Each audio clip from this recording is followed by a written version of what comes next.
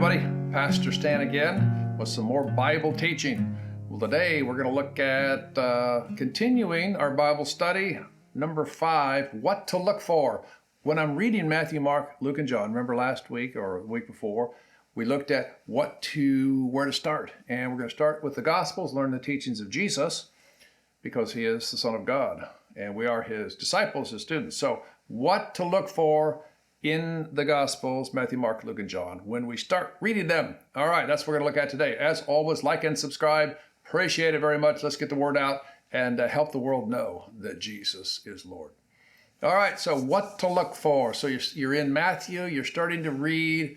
It seems like, wow, this is, a lot of heavy stuff, things going on, Well, so here's some things for you to look at. And you can write these things down, and it'll be helpful for you. Read through Matthew, Mark, Luke, and John, and look for these things when they show up, because these are very important, by the way. Number 1, what Christianity likes to call the Trinity. That's right, the Trinity. God is 3 in 1. God is 3 in 1. God is Father, God is Son, Jesus Christ is Son, and God is the Holy Spirit. And all 3 of those are individual personalities combined into one single deity. Well, how can that be? Well, who are we talking about? We're talking about God. God can do whatever God wants to. And it's always dangerous, I think anyway, when I start defining God by the way I want God to be. Well, I think God is like this, or I think I don't want. Well, God is who God presents God's self as, not as because I tell you what, if I start making God be the way that I want God to be, guess who God ends up looking like? That's right, he ends up looking like me. Well, I think God would be like this. Yeah, that's because that's the way I want God to be.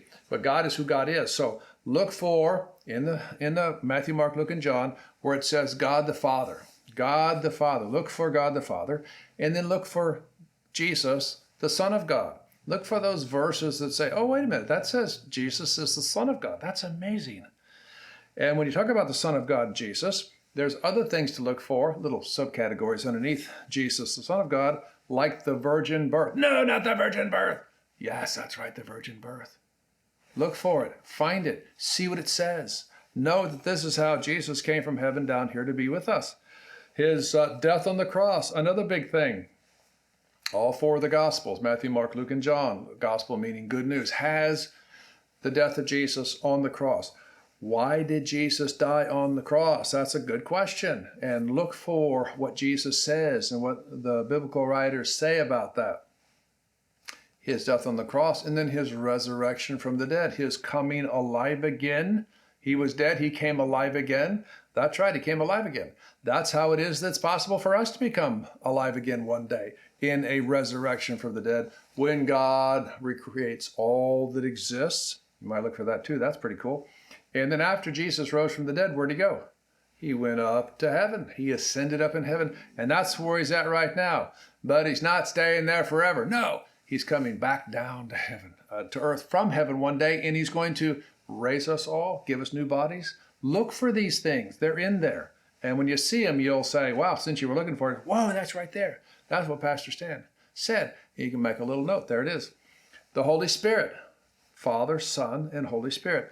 The Holy Spirit. Look for those scriptures that say that the Holy Spirit is God, that the Holy Spirit is divine, that the Holy Spirit is personality.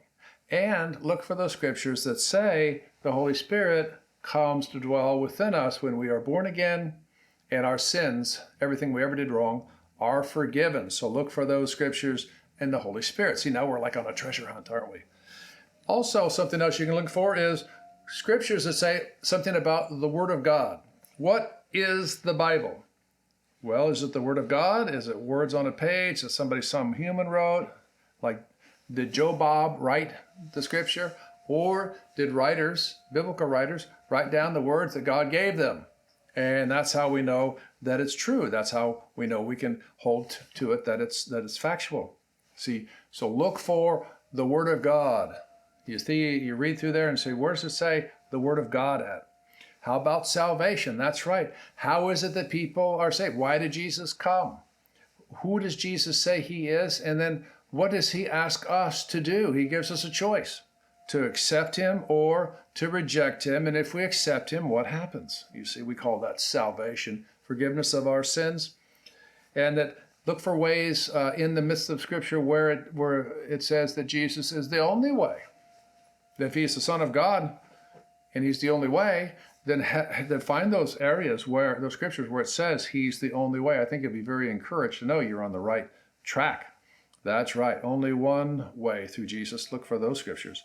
Also, and this is kind of that downside, the sad side, I don't know about side, that is the demonic. That's right. So you'll notice if you're reading Matthew, Mark, Luke, and John, seems like Jesus is casting out demonic spirits from people. Ooh, not that, not that. Yes, that. And what does the Bible say about that? What does the Bible say about were those demon? And that's another way of saying fallen angel. Look for those scriptures that say that the devil and his cohort of fallen angels were kicked out of heaven.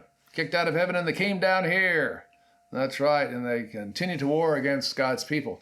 Look for and then what kind of authority did Jesus have to cast those evil spirits out of people? And what does the Bible say about, can I be possessed as a Christian? Can the devil possess me? No, he can't possess us. That's because God's Spirit dwells within us. Look for those scriptures as well. Yes, and also, speaking of demonic spirits, they are the enemy. Look for those scriptures that say, here's your enemy. Not a bunch of people, but those evil spirits. And then what has God given us to protect us from those evil spirits? Like the armor of God. See what I'm saying? Starting to get a big picture here. It's going to be fun. And then finally, the final judgment.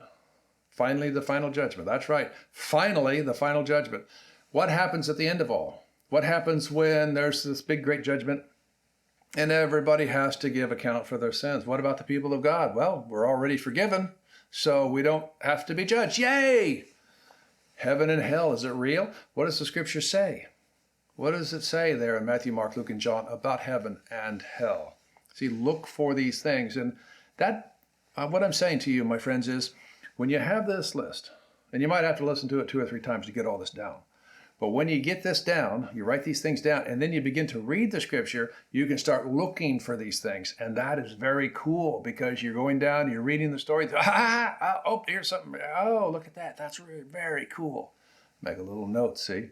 And then by the time you get done with Matthew, Mark, Luke, and John, you have a fuller picture of the plan of God, what the kingdom of God looks like, what's going to happen, what's happened to us, the future God has for us eventually. Very cool stuff. And it gives you a reason to study, and it gives you something to look for. So that's the lesson today. Bible Study 5, what to look for when you go through Matthew, Mark, Luke, and John. All right, my friends, it's been good to be with you again on the Pastor Stan YouTube channel. See you next time. All right, man. Bye-bye.